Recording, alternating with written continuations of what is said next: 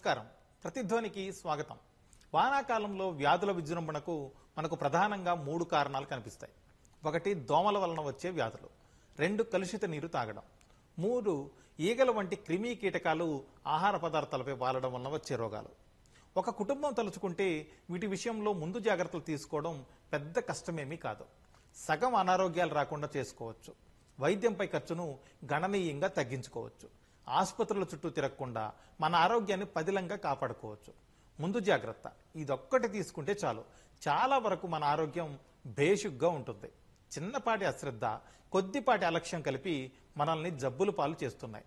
వ్యాధులు ప్రబలే ఈ సీజన్లో ఎలాంటి ముందు జాగ్రత్తలు అవసరం, ఏ విధమైన అప్రమత్తత పాటించాలి, ఒకవేళ అనారోగ్యం పాలైతే ఎలాంటి జాగ్రత్తలు తీసుకోవాలనే అంశంపై ఈరోజు ప్రతిధ్వని చర్చ చేపట్టింది.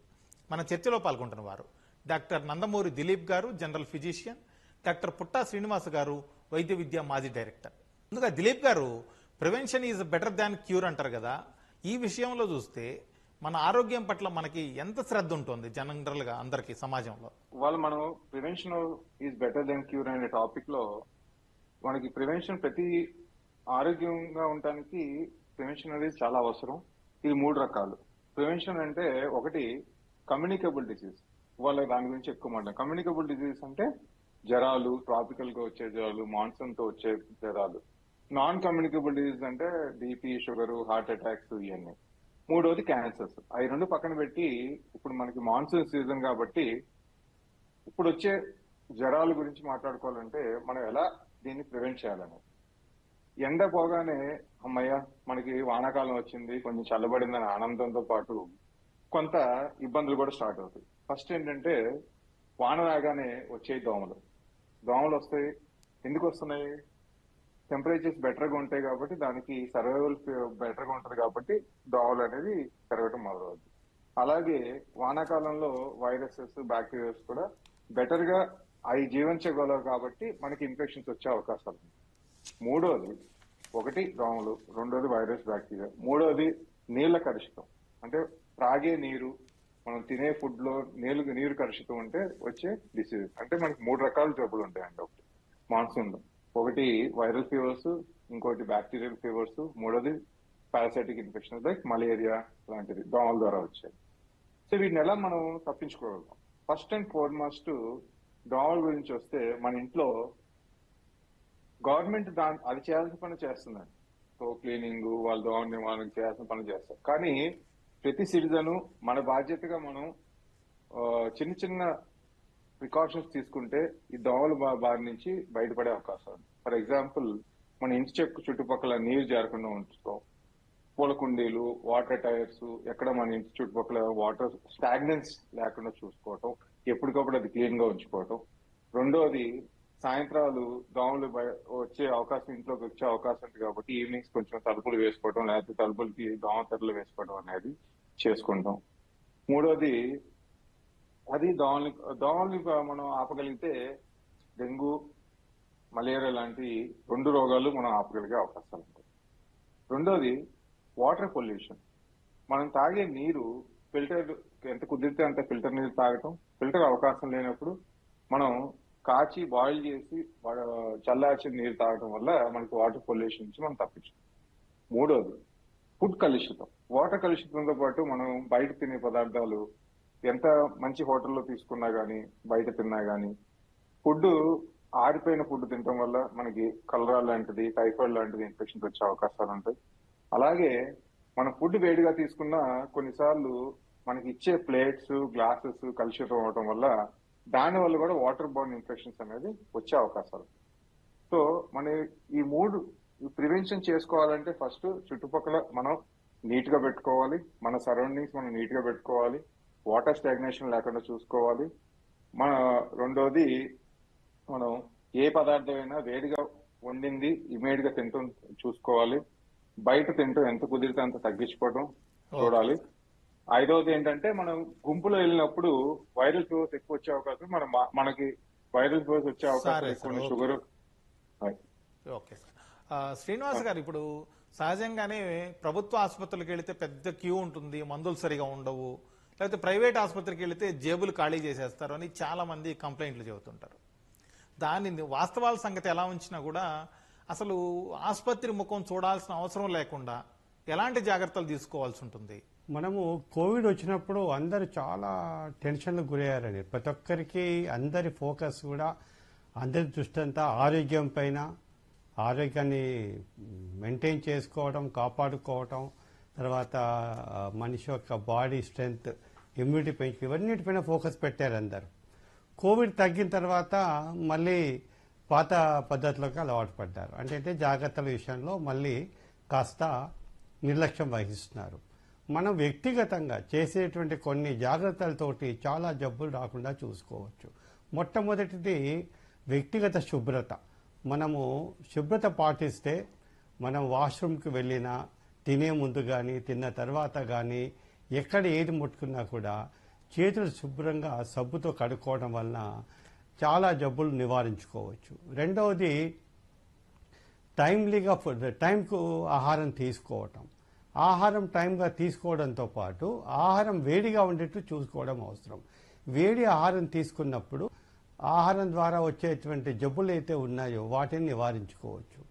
మూడవది సాధ్యమైనంత వరకు ఇంట్లో వండిన వంట పదార్థాలు, ఇంట్లో వండిన ఆహారం తీసుకోవడం అనేది ఉత్తమమైన పద్ధతి.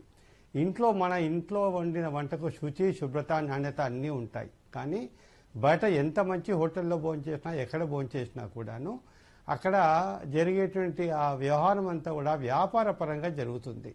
కావాలని చేయకపోయినా, ఎక్కడ ఏ పొరపాటు జరిగినా, ఎక్కడ కంటామినేషన్ అయినా కూడా ఫుడ్ ద్వారా, ఆహారం ద్వారా వచ్చే జబ్బు చాలా తొందరగా వ్యాపిస్తాయి. అదొకటి typhoid, gastroenteritis, stomach flu, jaundice, hepatitis A, hepatitis E, ఇవన్నీ కూడా ఆహారం ద్వారా వచ్చేటువంటి సమస్యలు. కాబట్టి ఆహారంలో మనము బయట ఆహార పదార్థాలు తీసుకోవడం తగ్గించుకోవటం, వేడి ఆహార పదార్థాలు తీసుకోవటం, శుచి శుభ్రత మెయింటైన్ చేయటం అనేది అది మన చేతుల్లో ఉన్న పని.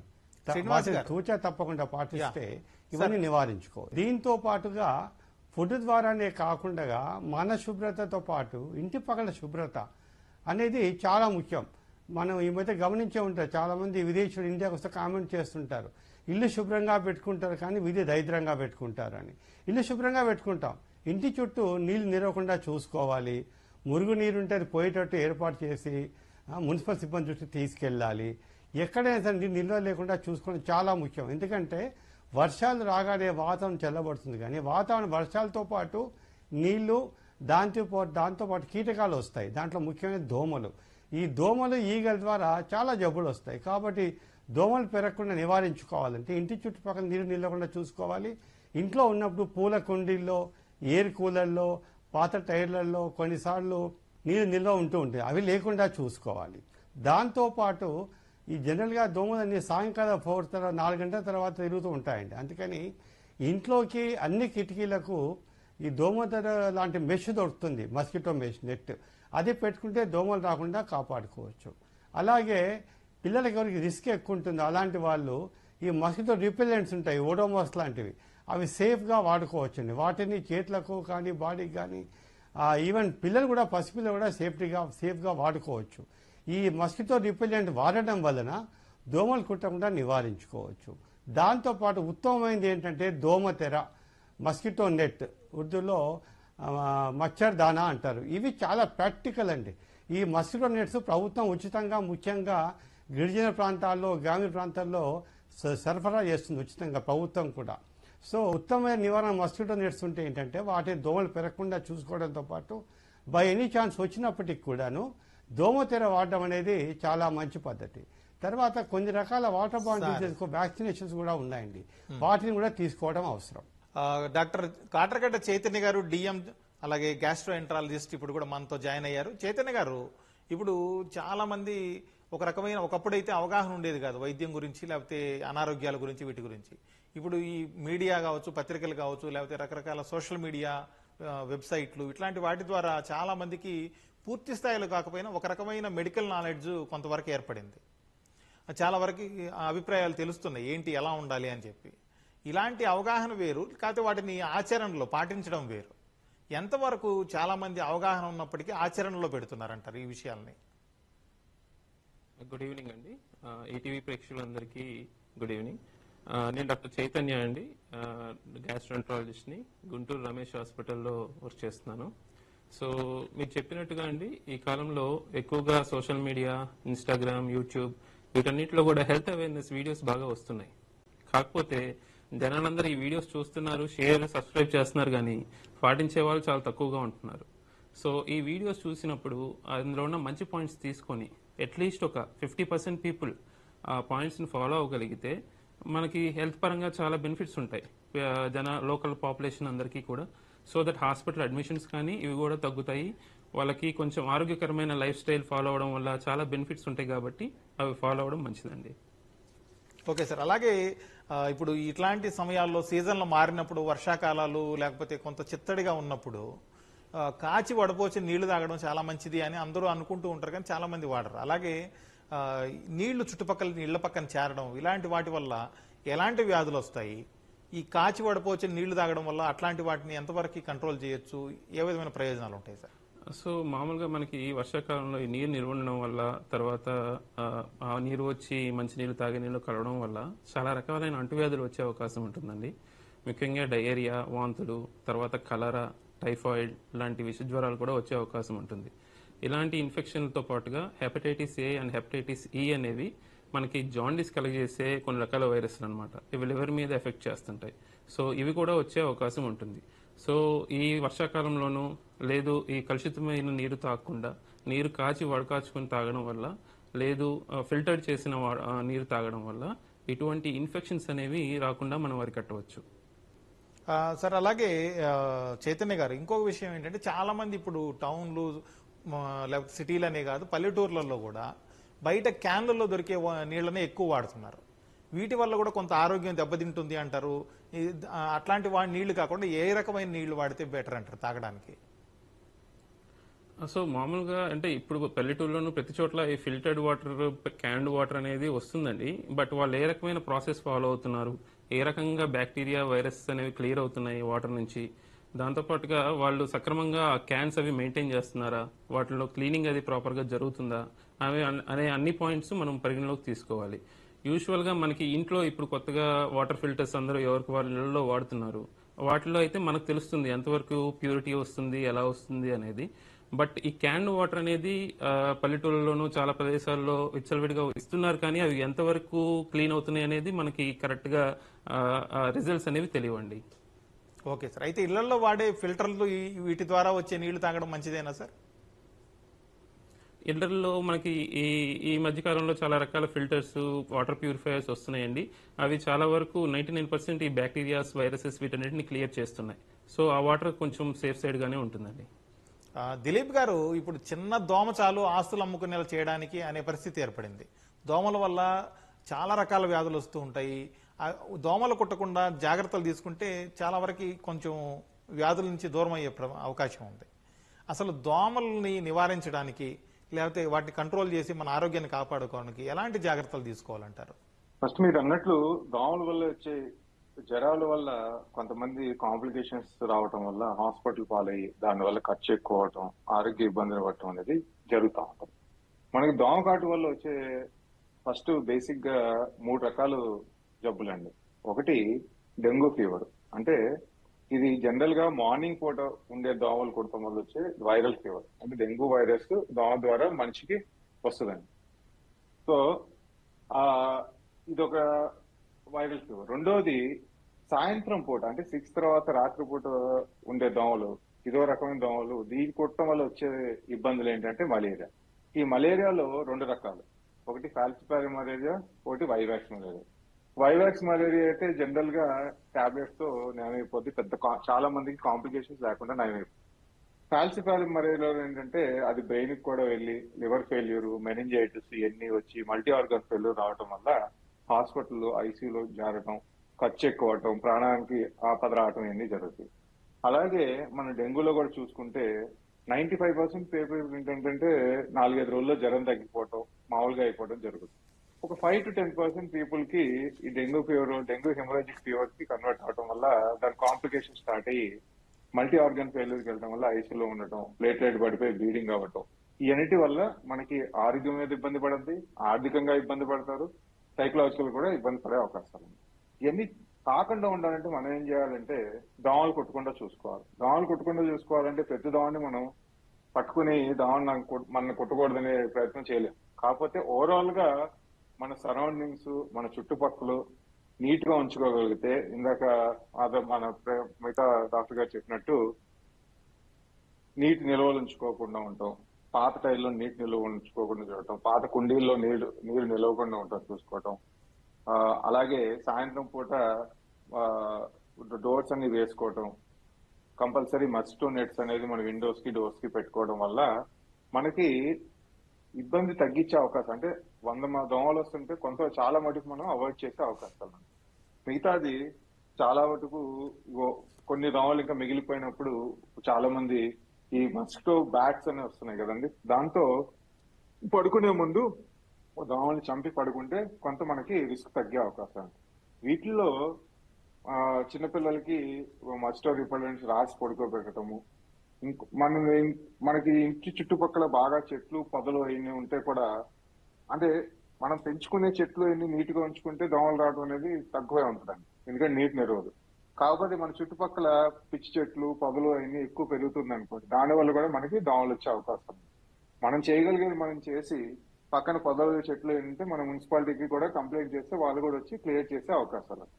సో ఇది ఒక్కరు చేస్తే జరిగే పని కాదు. 90% ఎవరికి వాళ్ళు జాగ్రత్తగా ఉంటే ఈ దోమకాటు నుంచి వచ్చే డెంగ్యూ, మలేరియా దాని వల్ల వచ్చే కాంప్లికేషన్ తప్పించుకోగలుగుతాం. కొంత ప్రభుత్వం కూడా ఈ మురుగునీరు క్లియర్ చేయడం, వాటర్ కలుషితం కాకుండా చూసుకోవటం, అలాగే పొదలు ఇవన్నీ పెరగకుండా చేసుకోగలిగితే, మనం అందరం కలిసి చేసుకోగలిగితే ఈ దోమకాటు నుంచి మనం బయట పడవచ్చు. దానివల్ల వచ్చే జ్వరాలు, దాని కాంప్లికేషన్ నుంచి బయటపడే అవకాశాలు. శ్రీనివాస్ గారు, ఇప్పుడు బరువు తగ్గాలంటే ఆలస్యంగా తినకూడదు, లేకపోతే తినగానే పడుకోకూడదు, కాసేపు అయినా వాకింగ్ చేయాలి, అలాగే ఫోను, ట్యాబు, కంప్యూటర్ లాంటివి ఎక్కువ చూస్తే కళ్ళు పాడవుతాయి, లేకపోతే తినగానే నోరు శుభ్రం చేసుకుంటే దంత సమస్యలు దూరం అవుతాయి. ఇవన్నీ చాలా మందికి తెలిసిన విషయాలే. కాకపోతే ఎంతవరకు పాటిస్తున్నారు వీటిని పాటించడం వల్ల ఏ విధమైన ప్రయోజనాలు ఉంటాయి ప్రాక్టికల్గా? మన యొక్క ప్రాధాన్యతల్లో ఆరోగ్యానికి ఫస్ట్ ప్రాధాన్యత ఇవ్వాలి. కానీ ఏమవుతుందంటే మనం ఎట్లా కొత్త సంవత్సరంలో ఒక నిర్ణయాలు తీసుకుంటాం, ఒక వారం రోజుల్లో వాటిని మర్చిపోతాం. అలాగే ఒక ఆరోగ్య సమస్య వచ్చినప్పుడు అందరూ ఆ నిర్ణయాలు తీసుకుంటారు, తర్వాత అన్నీ మళ్ళీ వాటిని మర్చిపోతున్నారు, వాటిని పాటించట్లేదు.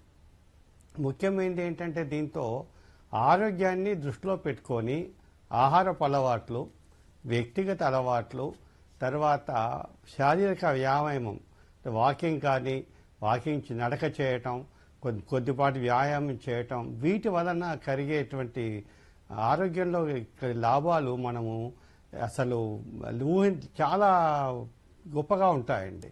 రోజుకు అరగంట వ్యాయామం చేస్తే మనకు శైలి పెరుగుతూ ఉంది, రాబోయే జబ్బులు నివారించుకోవచ్చు, బాడీ ఫిట్గా ఉంటుంది, మన యొక్క శరీరంలో ఇమ్యూనిటీ పెరుగుతుంది, జబ్బులను మనం ఫైట్ చేసేటువంటి కెపాసిటీ కూడా బాడీకి పెరుగుతుంది.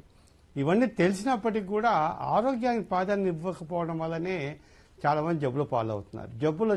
సమస్య వచ్చేదాకా మేల్కోవట్లేదు, వచ్చిన తర్వాత అప్పుడు డాక్టర్ల దగ్గర పరిగెత్తడం, హాస్పిటల్ పరిగెత్తడం అనేది ఆలోచన చేస్తున్నారు. కానీ నివారణ అనేది ఉత్తమమైంది చికిత్స కంటే, ఇందాక మనం అనుకున్నట్టు. కాబట్టి ప్రతి ఒక్కరూ, వాళ్ళు యువకులు కావచ్చు, ఎవరైనా కావచ్చు, ప్రతి ఒక్కరు కూడా బరువును మోతాదులో ఉంచుకోవటం, బరువును కంట్రోల్లో ఉంచుకోవటం, ఊబకాయం లేకుండా చూసుకోవటం, ఆరోగ్యమైన ఆహారపు అలవాట్లు మెయింటైన్ చేయటం, టైంకు భోజనం చేయటం, నిద్ర కూడా రోజు కనీసం ఒక 7 to 8 అవర్స్ నిద్ర ఉండాలండి. ప్రశాంతంగా నిద్రపోయినప్పుడే బాడీకి రిలాక్సేషన్ ఉంటుంది, మైండ్ ఫ్రెష్గా ఉంటుంది, తెల్లారి ఉత్సాహంగా పనిచేసుకోవచ్చు, అన్ని విధాల శక్తి కూడా వస్తుంది. కానీ నిద్ర విషయంలో ఎలాంటి లోపాలున్నా, నిద్రలేమి ఉన్నా కూడా బాడీకి సరైనటువంటి రెస్ట్ దొరకదండి. అది కూడా చాలా అవసరం. దాంతోపాటు మనము వ్యక్తిగత అలవాట్లు అనేటివి ఆరోగ్యకరంగా ఉండే విధంగా చూసుకోవటం, మనం తినే ఆహారంలో కూడా సమతుల్యమైన ఆహారము, పౌష్టికాహారం ఉండేట్టు చూసుకోవాలండి. ఈ జంక్ ఫుడ్ తినటం, చేతుల్లో తినటం, బయట పదార్థాలను తినటం అనేది సాధ్యమైనంత వరకు తగ్గించుకోవాలి. సరే. ఇవాళ రేపు ఎలా అయిపోయిందంటే బయట ఎంత ఎక్కువగా తింటే, ఏ రోజు ఎక్కువ తింటే గొప్పగా చెప్పుకుంటున్నారు. నేను పలానా చోట తిన్నాను, నేను పలానా చోట తిన్నాను. మండే మార్నింగ్ డిస్కషన్ ఏముంటుంది స్కూల్స్లో, ఆఫీసుల్లో అంటే నైట్లో డిన్నర్ ఎక్కడ చేశారు మీరు, సండే నైట్ ఎక్కడ డిన్నర్, ఎక్కడ భోజనం చేశారు, అది గొప్పగా చెప్పుకుంటున్నారు. సో ఇది కరెక్ట్ కాదు. ఇంట్లో భోజనం ఉత్తమమైనది. అది అమ్మ చేసినా, భార్య చేసినా, సోదరి చేసినా కూడా అది వాళ్ళు శుచిగా, శుభ్రంగా మనసు పెట్టి చేస్తారు. అది బయట వాళ్ళు చేసే అవకాశమే లేదు. కాబట్టి గుర్తించి తప్పనిసరిగా ఇంటి భోజనానికి ఉత్తమమైనదిగా భావించాల్సిందిగా నేను భావిస్తున్నాను. చైతన్య గారు, ఇప్పుడు చాలా మంది ఇబ్బంది పడుతున్నారు. తీవ్రమైన జ్వరాలు వస్తున్నాయి, ఎక్కడ చూసినా హాస్పిటళ్ళు కిటకిటలాడిపోతున్నాయి జనంతో. కొంతమంది ఏమో తలనొప్పి, లేకపోతే పళ్ళ నొప్పులు, ఒళ్ళు నొప్పులు, లేకపోతే కఫం వస్తుంది, దగ్గు, పైకి జ్వరం కనిపించకపోయినా కూడా కొంచెం సుస్థి చేసినట్టు డల్గా ఉంటుంది అని చెప్పి ఇలా చాలా మంది ఇబ్బంది పడుతున్నారు. దీనికి కారణాలు ఏంటి? ఎలాంటి జాగ్రత్తలు తీసుకుంటే వీటిని నివారించవచ్చు? సో యూజువల్గా అండి, మనకి ఏదైనా ఇన్ఫెక్షన్ సోకినప్పుడు మన బాడీ దాని ఇన్ఫెక్షన్ ఫైట్ చేయడం కోసం ఫీవర్ రెస్పాన్స్ వస్తుందండి. సో ఏదైనా సబ్ క్లినికల్ ఇన్ఫెక్షన్స్ అంటే ఏదైనా మైల్డ్ ఇన్ఫెక్షన్స్, వైరల్ ఇన్ఫెక్షన్స్, లేదు అప్పర్ రెస్పిరేటరీ అంటే మనకి శ్వాసకోశ సంబంధించిన ఇన్ఫెక్షన్లు వచ్చినప్పుడు ఆ ఇమ్యూన్ ఫైటింగ్ అనేది అంత లైట్ ఇన్ఫెక్షన్ వచ్చినప్పుడు అంత సివియర్ ఫీవర్స్ రావడం కానీ ఇలాంటి సిచ్యువేషన్స్ ఉండవండి. సో అలాంటి కండిషన్లో వాళ్ళకి మైల్డ్ ఫీవర్తో పాటు బాడీ పెయిన్స్, కొంచెం వీక్నెస్గా ఉండడం, ఇలాంటి కండిషన్స్ మనం రెగ్యులర్గా చూస్తుంటాం. ఈ ఇన్ఫెక్షన్స్ కాకుండా కొన్ని రకాల జబ్బులు ఉంటాయి, ఆటోఇమ్యూన్ డిసీజ్ అంటారు, లేకపోతే ఇన్ఫ్లమేటరీ కండిషన్స్ అంటారు.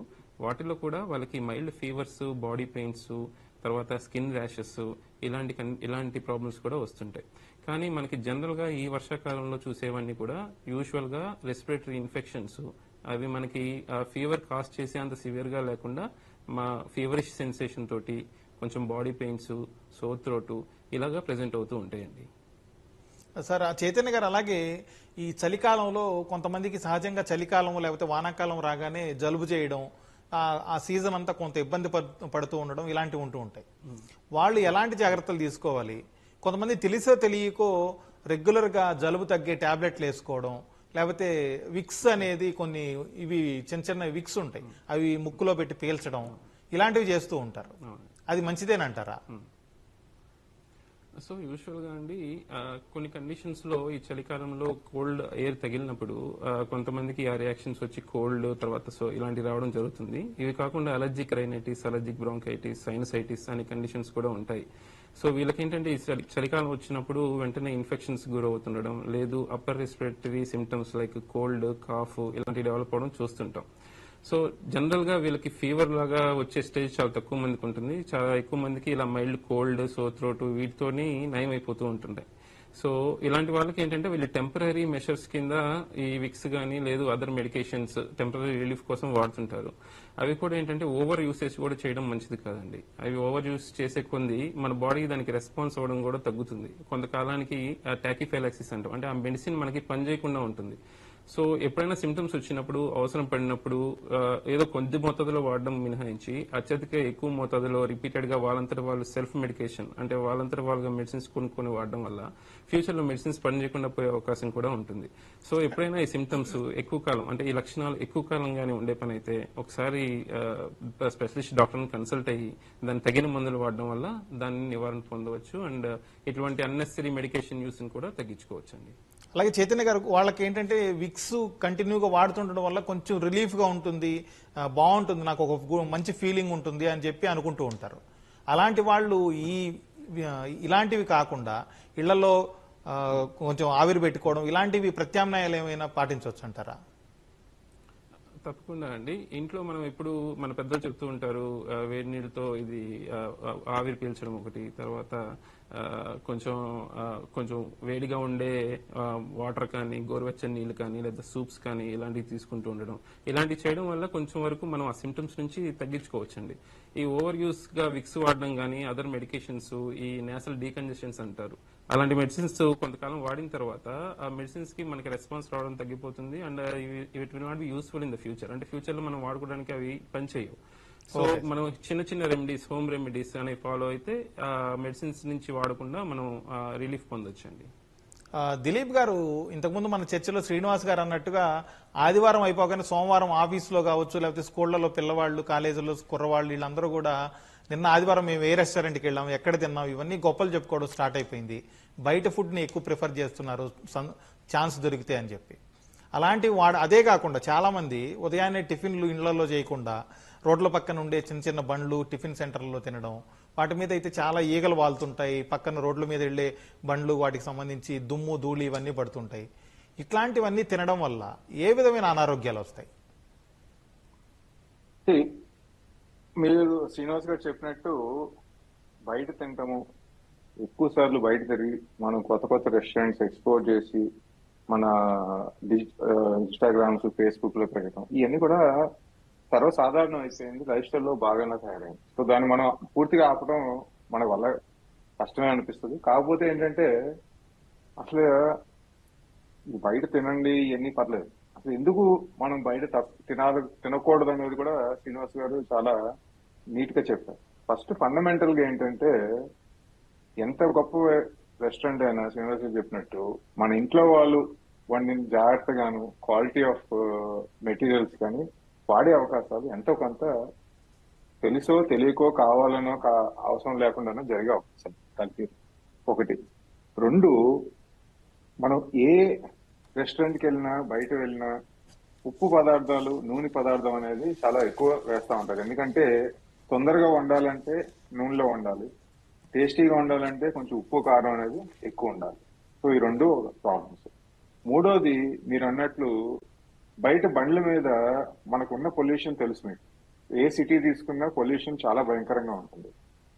ఆ కార్బన్ పార్టికల్స్, మన వెహికల్స్ లో వచ్చే కార్బన్ పార్టికల్స్ కానీ, మన రోడ్ల మీద ఉన్న దుమ్ము వెహికల్స్ వల్ల లేసి ఫుడ్ మీద పడటం కానీ, గాలిలో ఉన్న సల్ఫర్ ఇవన్నీ కూడా ఫుడ్ మన ఆహార పదార్థాల్లో చేరుకునే అవకాశాలు చాలా ఎక్కువ. సో ఇవన్నీ చేరుకుంటుంటే పొల్యూషన్స్ అనేది ఆల్రెడీ మనం గాలి ద్వారా తీసుకుంటున్నాం, దాంతో ఎంతో కొంత రిస్క్ పెరుగుతుంది. అది కాకుండా మనకి ఆహార పదార్థాలు పడే దుమ్ము, ధూళి, సల్ఫరు, కెమికల్స్ ఇవన్నీ తీసుకున్న ఫుడ్ తీసుకుంటే రెండు రకాల ప్రాబ్లమ్స్ ఉంటాయి. దీనివల్ల వచ్చే అక్యూట్ ప్రాబ్లం అంటే ఇమీడియట్ గా వచ్చేది ఇంకా చైతన్య గారు చెప్పినట్టు డయేరియా, లూజ్ మోషన్స్, టైఫాయిడ్, కలరా, ఫుడ్ ఇన్ఫెక్షన్. దీర్ఘకాలికంగా ఈ సల్ఫర్, ఈ కెమికల్స్ ఇవన్నీ మనం ఆహార పదార్థాలు తీసుకోవడం వల్ల, బయట రోడ్డు మీద ఫుడ్ మీద పడిన ఆహార పదార్థాలు తీసుకోవడం వల్ల క్యాన్సర్ రిస్క్, డయాబెటీస్ రిస్క్ ఇవన్నీ కూడా పెరిగే అవకాశాలు. సో ఫండమెంటల్ గా ఏంటంటే, కుదరినప్పుడు అవసరం ఉన్నప్పుడు బయట మనం ఆర్డర్ చేసుకొని తీసుకోవడంలో తప్పులేదు. కాకపోతే ఇప్పుడు ఎలా తయారైందంటే, అప్పుడప్పుడు ఇంట్లో తింటాం, ఎప్పుడు బయట తింటాం. అంటే రెస్టారెంట్కి వెళ్ళి కానివ్వండి, లేకపోతే ఫుడ్ యాప్స్, డిఫరెంట్ మనకి ఇంటికి తీసుకొచ్చే యాప్స్ కూడా ఉన్నారు. మనం ఆర్డర్ చేయగానే 10-15 నిమిషాల్లో ఇంటికి ఫుడ్ తీసుకొచ్చారు. సో ఇది తీసుకురావడం వల్ల ఏమవుతుంది, ఫస్ట్ బయట వండే వాళ్ళ దగ్గర రిస్క్ పెరుగుతుంది, దాని నుంచి ట్రాన్స్పోర్ట్ లో వాళ్ళు హ్యాండిల్ చేస్తున్నారు, ఇంకో రిస్క్ పెరుగుతుంది, దాని తర్వాత మనం తీసుకోవాలి. సో 20 ఏళ్ల క్రితం చూసుకుంటే ఇంట్లో నెలకు ఒకసారి బయటకు వెళ్తుంటే, ఈ మధ్య కాలంలో నెలకు ఒకసారి ఇంట్లో వండుకునే పరిస్థితి కూడా కొన్ని హోమ్స్ లో జరుగుతున్నది. సో ఫండమెంటల్ గా ఆలోచన చేసి మన ఆరోగ్యం మన చేతిలో ఉంచుకోవాలి, పక్కన వాళ్ళ చేతిలో వద్దు.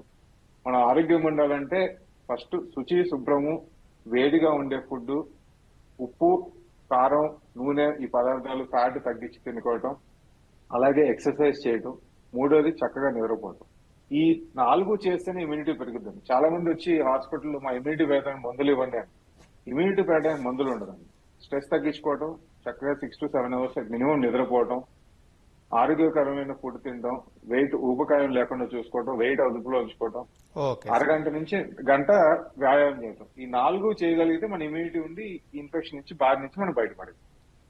శ్రీనివాస్ గారు, ఇప్పుడు ఉదయాన్నే లేవగానే కొంతమంది, ముఖ్యంగా మహిళలు, ఇళ్లలో అందరి కోసం ఫుడ్ రెడీ చేయడం, టిఫిన్ రెడీ చేయడం, అలా ఇల్లు శుభ్రం చేసుకోవడం, పూజా కార్యక్రమాలు, ఇట్లాంటి వాటి పేరుతోటి చాలా లేటుగా టిఫిన్ తింటూ ఉంటారు.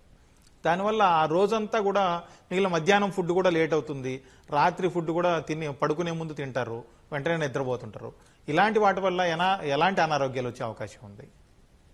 ఇప్పుడు టైంకు అంటే సమయానికి ఫుడ్ తినకపోవడం వల్ల భోజనం కానీ టిఫిన్ కానీ చేయకపోవడం వల్ల ఏమవుతుందంటే వాళ్ళకి అసిడిటీ పెరుగుతుందండి. అసిడిటీ పెరుగుతుంది, కాలక్రమేణా ఆకలి తగ్గుతుంది, డైజెషన్ అంటే సరిగా అరగదు, ఈ జీర్ణకోశ సంబంధిత సమస్యలు వస్తుంటాయి. ప్లస్ ఎప్పుడైతే మనము టైం కంటే తింటూ ఉంటామో మనకు సరిగా ఆహారం కూడా తీసుకోరు.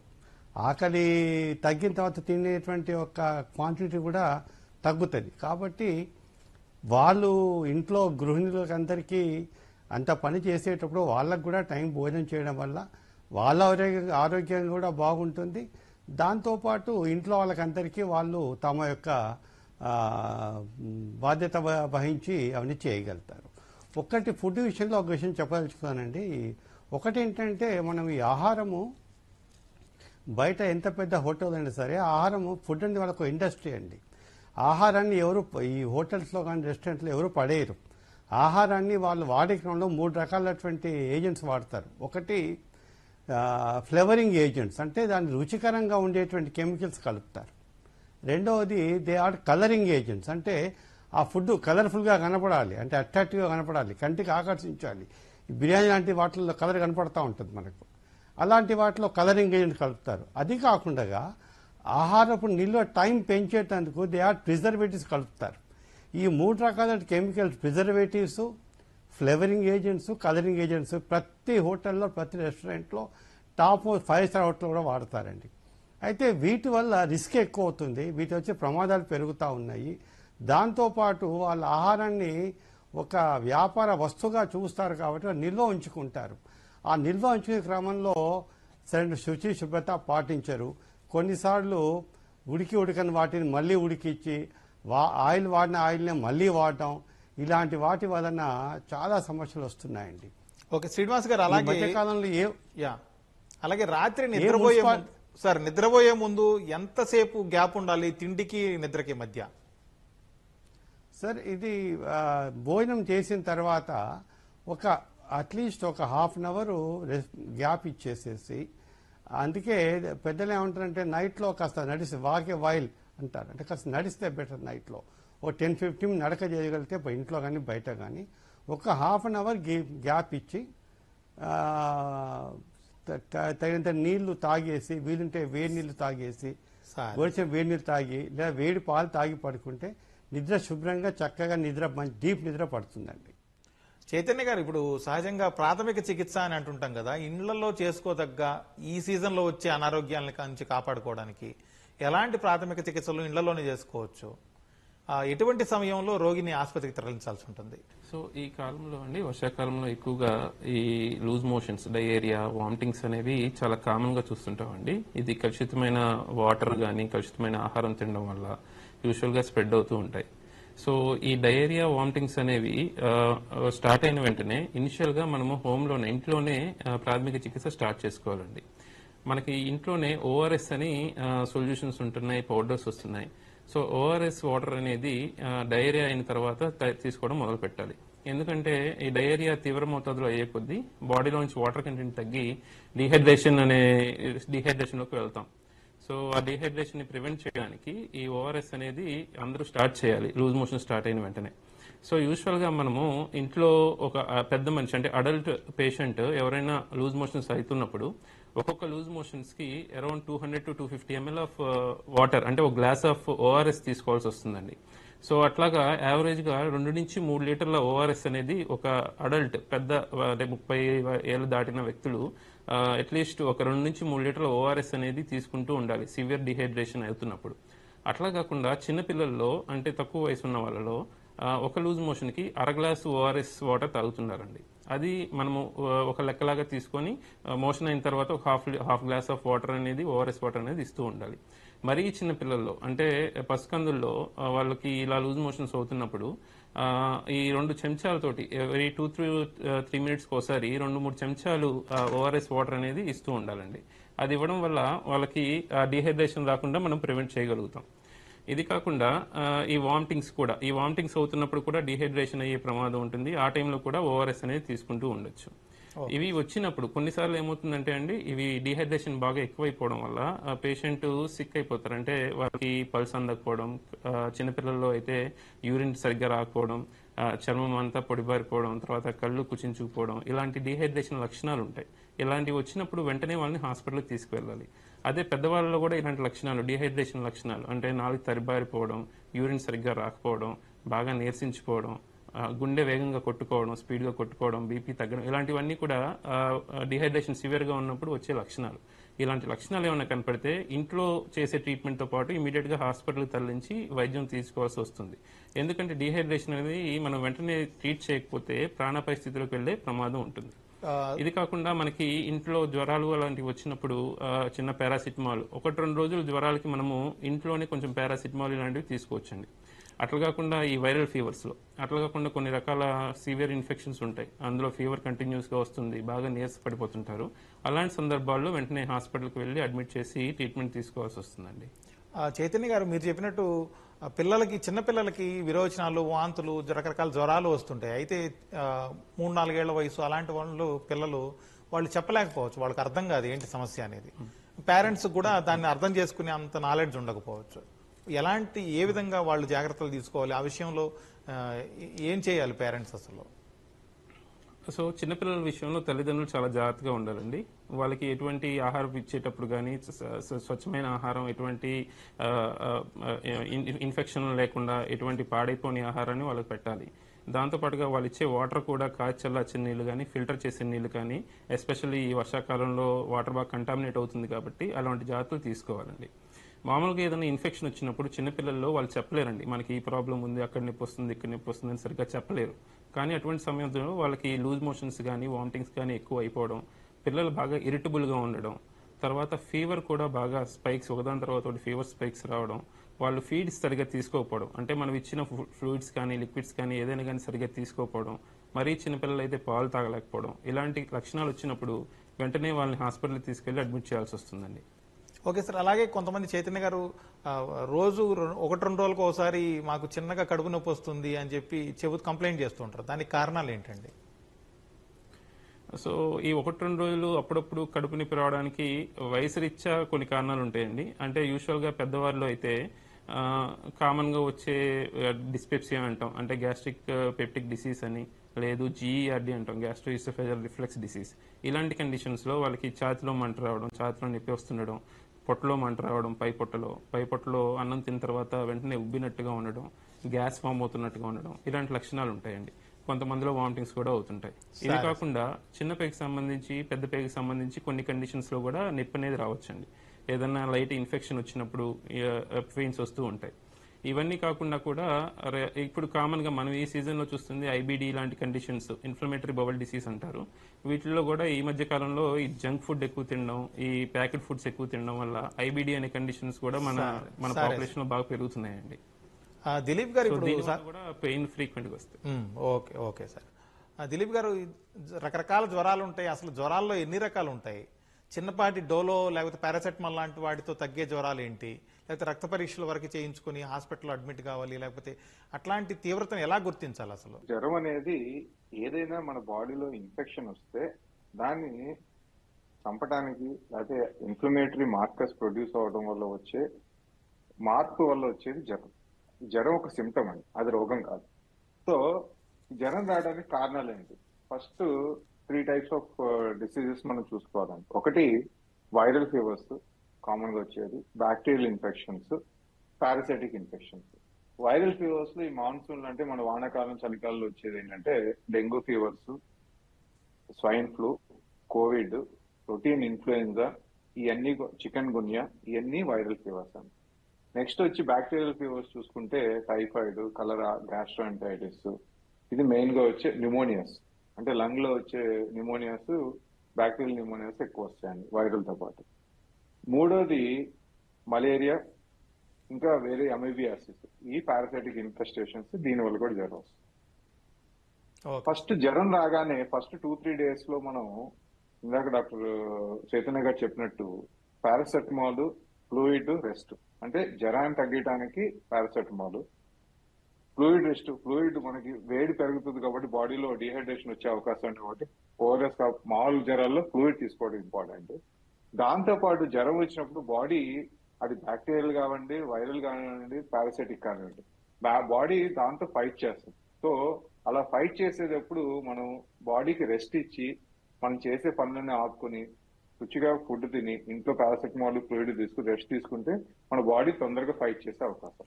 ఈ 2-3 days ఈ సింపుల్ థింగ్స్ చేసుకుని అప్పటికి మనకి జ్వరం తగ్గట్లేదు, లేకపోతే బాడీ పెయిన్స్ ఎక్కువ వస్తున్నాయి, వామిటింగ్స్ అవుతున్నాయి, ఏదైనా ర్యాష్ వచ్చినాయి, బాడీ పెయిన్ జాయింట్ పెయిన్స్ ఎక్కువ అవుతున్నాయి అంటే తప్పకుండా స్పెషలిస్ట్ దగ్గరికి వెళ్ళి ఫిజిషియన్ దగ్గరికి వెళ్ళి దానికి తగ్గట్టుగా టెస్టులు చేయించుకుని వైరల్ అయితే సరే సార్, ఓకే. పారాసెటమాల్ తో మేనేజ్ చేసుకోవచ్చు. మిగతా అన్ని టైఫాయిడ్ వాటికి బ్యాక్టీరియల్ యాంటీబ్యాక్టీరియల్ మందులన్నీ ఇచ్చి మనం మేనేజ్ చేయడం మంచిదండి.